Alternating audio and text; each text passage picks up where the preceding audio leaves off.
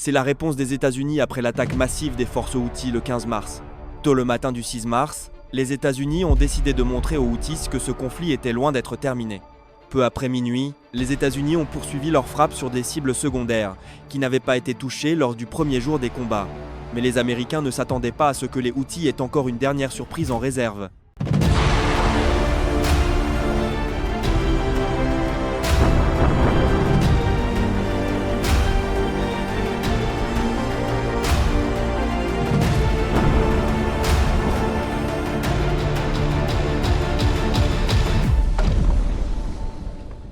Vers 0h30 le 6 mars, les équipages des navires Stout et Jason Donham ont tous deux lancé des salves de missiles Tomahawk contre plusieurs centres de commandement Houthis. Avec cette frappe, les Houthis ont perdu leur principale base pour le déploiement de petits navires et de drones de surface. Bien que ce soit un succès majeur, ce n'était que le début. En Turquie, les bombardiers B1 qui avaient frappé le Yémen 12 heures plus tôt étaient rentrés à leur base, avaient fait le plein de carburant, s'étaient réarmés et avaient redécollé avec un nouvel équipage, des réservoirs pleins et une nouvelle mission. Vers 4h15 du matin, les B1 ont lancé une nouvelle salve de missiles AGM-158 JASSM. Avec une portée minimale de 370 km, selon la version, ces bombardiers n'avaient aucune inquiétude à avoir face au système de défense aérienne Houthis qui était en plein désarroi. En réalité, la plupart des lanceurs antiaériens Houthis avaient été neutralisés, ne leur laissant que la possibilité de riposter avec des systèmes mobiles comme les missiles Igla soviétiques ou les canons ZSU-23-4 montés sur camion.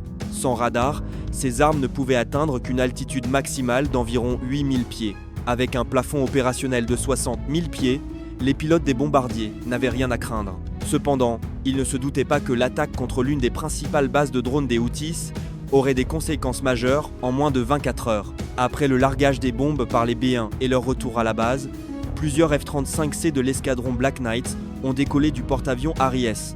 Truman, peu après l'aube, pour s'élancer vers la côte, ciblant leur prochain objectif matinal. Il s'agissait de 2 dépôts d'armes dans la province de Marib que les F-35 ont détruits sans rencontrer la moindre résistance de la part des Houthis. Nous l'avons présenté dans notre vidéo précédente, que je vous conseille vivement de regarder si vous ne l'avez pas encore fait, en raison de sa haute valeur tactique. Cependant, cette absence de riposte s'expliquait par le fait que les Houthis économisaient leurs munitions pour un autre plan. À l'heure précise du déjeuner de l'équipage du groupe aéronaval USS Truman, le personnel de quart à bord de l'USS Gettysburg observait une scène familière, des cibles aériennes s'approchant. Cette fois-ci, leur nombre était nettement plus élevé. Les Houthis avaient lancé 2 missiles Al-Mandab de la veille, mais aujourd'hui, ils avaient décidé de déployer simultanément tout leur arsenal disponible. Dans une tentative de submerger les défenses antiaériennes américaines, les Houthis avaient adopté une nouvelle stratégie. Plutôt que des attaques dispersées, ils concentreraient leurs frappes sur un navire spécifique avec une attaque massive, espérant ainsi obtenir un impact direct. Leur cible était le Gettysburg. Alors que l'équipage du Gettysburg commençait à suivre les cibles et à sélectionner les armes appropriées, l'officier tactique du navire réalisa rapidement qu'il faisait face à un problème majeur en termes de nombre. Bien que le radar SPI puisse suivre jusqu'à 200 cibles simultanément, il ne peut engager que 12 à 18 cibles à la fois. Avec au moins 12 missiles en approche, le commandant du croiseur a pris le contrôle tactique du groupe et a ordonné aux Stout et au Jason Donham de lancer des missiles SM-2 sur les cibles les plus éloignées, pendant que le Gettysburg s'occupait des menaces plus proches. Même si cela réduisait le nombre de missiles que le Gettysburg devait intercepter de 12 à 8, le navire restait dans une situation extrêmement périlleuse. Avec seulement quelques secondes pour décider, le commandant a ordonné à l'équipage de tirer 6 missiles SM-2 sur les 6 premières menaces. Cette doctrine allait à l'encontre de la tactique standard qui exige au moins 2 missiles par cible engagée. Mais c'était la réalité du combat, pas une salle de classe. Avec une probabilité d'impact d'environ 90% contre des cibles non aériennes, il suffisait que quelques-uns des 10 000 fragments métalliques du SM-2 touchent le missile ennemi pour le neutraliser. Et c'était exactement ce qui s'est passé. Sur l'écran radar, l'équipage du Gettysburg pouvait voir les cibles tomber une par une jusqu'à ce qu'il n'en reste que 2. Cependant, comme les navires devaient économiser leur SM-2, le commandant a pris une décision audacieuse, non conventionnelle. Alors que les commandants préfèrent généralement engager les missiles à la distance maximale possible, environ 50 000, représenter la distance idéale pour garantir la meilleure probabilité d'impact, tout en conservant suffisamment de temps pour un second tir. Mais en réalité, cela ne représentait que quelques secondes. Le Gettysburg était presque à court de SM-2, et ils ignoraient combien de temps ce combat allait durer. Bien que le Gettysburg dispose encore de 10 000 munitions de 20 mm pour le système CIWS, celles-ci devaient être réservées pour les drones. Quant au canon de 5 pouces, il était incapable d'atteindre des cibles se déplaçant aussi rapidement. Leur seul espoir restant était le missile RIM-160 de Evolved Sea Sparrow ESSM. L'ESSM était configuré en module de 4 missiles dans un lanceur vertical, avec un poids au lancement de seulement 620 livres, dont 86 livres de charge militaire à fragmentation. Le SSM est considérablement plus petit que ses frères SM-2 et SM-6. Quelle est donc son utilité?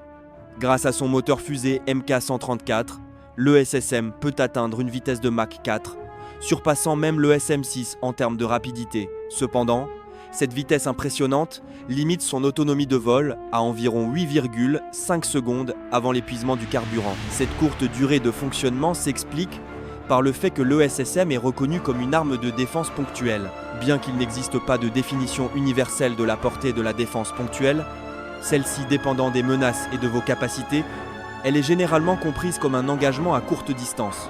Avec une portée maximale d'environ 27 000, cela permettrait à l'ESSM de neutraliser la menace en seulement 6 secondes et d'éviter que les débris ne retombent sur le navire. Bien que l'utilisation de l'ESSM soit généralement considérée comme un dernier recours, le capitaine a proposé d'en faire une arme offensive, une approche jamais tentée auparavant. Malgré l'incertitude quant à l'efficacité de cette stratégie, le capitaine a ordonné à l'équipage de lancer 2 ESSM sur les menaces approchantes dès qu'elles franchiraient le seuil des 27 000. Heureusement, le plan a réussi, la décision du capitaine s'est avérée parfaitement justifiée et les 2 menaces ont été neutralisées à environ 10 000 du navire. Le moment était venu de riposter contre les Houthis. Après l'attaque contre le Gettysburg, le commandement central américain a réalisé qu'il fallait en faire davantage pour détruire les fonctions de commandement et de contrôle des Houthis. Il est évident que les Houthis continuent d'organiser une résistance structurée, et les États-Unis disposent précisément des armes idéales pour y mettre fin. Après que les États-Unis ont détruit toutes les stations de commandement fixes des Houthis, l'ennemi a commencé à utiliser des stations mobiles.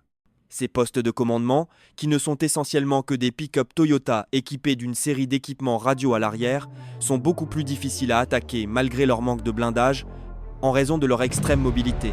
C'est pourquoi l'armée de l'air a décidé de déployer cette arme particulière. Cette bombe, appelée GBU-53 Stormbreaker, est basée sur une bombe de petit diamètre non guidée, pesant au total 250 livres et n'utilisant que 105 livres d'explosifs. Mais ce qui rend cette arme vraiment spéciale, c'est ce qui se trouve à l'avant. Il s'agit du chercheur Trimode. Elle porte ce nom car elle dispose de 3 modes de fonctionnement distincts pour suivre sa cible. Le premier mode est le chercheur infrarouge. Avec sa matrice haute résolution de 640 par 512, il peut détecter les signatures thermiques, comme les gaz d'échappement des camions, avec une précision de 0,1 degré. Cependant, comme le Yémen est principalement désertique, avec beaucoup de sable et de poussière dans l'air, combiné à la fumée des incendies qui ravagent le pays, cela rend le chercheur infrarouge très difficile à opérer dans cet environnement. C'est là que le deuxième mode entre en jeu. Appelé radar à ondes millimétriques, ce radar de 94 GHz peut voir à travers pratiquement tous les obstacles et frapper sa cible avec une précision d'un pied près. Cela signifie que, quelle que soit la fumée, les tempêtes de sable, les nuages ou tout autre obstacle, ce mode peut tout traverser avec une précision absolue. Mais que se passe-t-il si la cible est en mouvement? C'est là que le dernier mode, la troisième option, entre en jeu. Cette troisième option est un chercheur semi-actif. Équipé d'un désignateur laser intégré, le chercheur fonctionne de manière similaire au SM-2 dans sa phase finale de vol. La différence est que cette version peut être utilisée tout au long du vol, car l'avion ne lui transmet pas de données radar pendant le vol. Avec ces 3 options, les pilotes peuvent soit programmer avant le décollage, soit permettre à la bombe de modifier automatiquement sa trajectoire en vol, selon les conditions météorologiques. Bien que nous ne sachions pas quelle option ils ont choisi, nous sommes certains qu'ils ont réussi à détruire ces postes de commandement mobile. Après que les États-Unis ont mené d'autres frappes dans la journée, y compris le lancement de missiles depuis un avion P-8 Poseidon de la marine, sur plusieurs camps d'entraînement, les Houthis ont décidé qu'il était temps de riposter et de rappeler aux Américains qu'ils disposaient encore de nombreuses ressources. Alors que les marins du groupe Truman se préparaient à une autre frappe aérienne après le déjeuner, les navires d'escorte ont détecté quelque chose d'étrange sur leurs écrans radars. Bien que ces signaux rapides ne correspondaient certainement ni à des avions ni à des missiles conventionnels, le radar maintenait le verrouillage sur les cibles. Après avoir ajusté les paramètres du radar de surveillance, les opérateurs ont réalisé qu'il s'agissait d'un essaim de drone kamikaze se dirigeant directement vers le porte-avions. Pour permettre aux navires d'escorte d'économiser leurs munitions, le commandant du groupe d'intervention a décidé de mobiliser tous les F A-18 disponibles que le porte-avions pouvait déployer pour cette urgence. En quelques minutes, les premiers F A-18 ont décollé, et si vous regardiez sous leurs ailes, vous remarqueriez une configuration d'armement assez différente de celle utilisée précédemment. Ces missiles sont appelés AIM-120 Abrams. Il s'agit de l'un des principaux missiles RR équipant les avions de combat américains, et aujourd'hui, ils allaient être utilisés contre ces drones. Le F A-18 Super Hornet peut transporter jusqu'à 10 missiles Abrams en configuration RR. Cette configuration comprend 2 missiles aux extrémités des ailes, 6 missiles sous les ailes et 2 missiles sur le fuselage de l'avion. Avec une vitesse 4 fois supérieure à celle du son et une portée d'environ 160 km, l'Abrams représente une arme de défense aérienne extrêmement puissante. Conçu initialement pour neutraliser les avions de combat ennemis, ce missile a démontré sa polyvalence en abattant divers types de cibles, notamment des missiles, des ballons et désormais des drones. Cependant, malgré ses impressionnantes capacités de ciblage, incluant une manœuvrabilité quadruple de la vitesse du son dans sa phase terminale, une question se pose. Comment les avions peuvent-ils repérer ce qui apparaît essentiellement comme de minuscules points sur leurs écrans radars? La réponse réside dans le radar AN, APG-60X9 AESA, équipé de plus de 1100 émetteurs-récepteurs individuels. Ce système sophistiqué peut suivre simultanément jusqu'à 150 cibles et en engager 20 en une seule passe.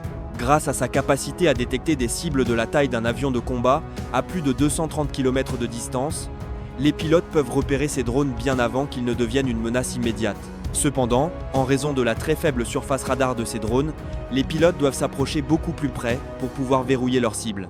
Mais cela ne pose pas de problème particulier, car ces drones se déplacent beaucoup plus lentement que les avions de combat. Lorsque les pilotes s'approchent suffisamment près pour verrouiller leur cible, ils découvrent que ce ne sont pas des drones ordinaires. Au lieu des Shahed 136 auxquels ils étaient habitués, ce sont des Mersat 2. Développés à partir du drone américain MQM-107 que l'Iran avait acquis dans les années 1970, le Mersat 2 peut transporter une ogive de 50 kg et voler à une vitesse de 925 km/h. Bien que moins rapide qu'un avion à réaction, il est significativement plus véloce que le Shahed 136 qui ne vole qu'à 185 km/h. Néanmoins, cela ne représente pas un défi insurmontable pour les pilotes de F A-18. Après le lancement des missiles, chaque drone est abattu l'un après l'autre. Mais ce n'était que le prélude, car pendant que les pilotes sont occupés avec les Mersat 2, ils ne réalisent pas qu'une deuxième vague d'attaque approche d'une direction complètement différente. Ce sont les familiers Shahed 136, mais ont été modifiés pour voler beaucoup plus bas que d'habitude. Cette modification les rend plus difficiles à détecter par les radars des navires. Néanmoins, les pilotes peuvent toujours les repérer grâce à leur radar orienté vers le bas. Après avoir neutralisé la première vague d'attaque, les pilotes se repositionnent rapidement pour faire face à cette nouvelle menace. Mais ce n'est que le début d'une longue journée, car une petite flottille outil se prépare déjà pour une autre attaque. Cette fois-ci, ils ne vont pas utiliser de missiles ou de drones. À la place, ils vont déployer une arme que les Américains n'ont jamais eu à affronter auparavant. Quelle est cette arme mystérieuse? Nous le découvrirons dans notre prochaine vidéo. N'oubliez pas de vous abonner à notre chaîne pour ne pas manquer la suite de cette histoire. Au revoir.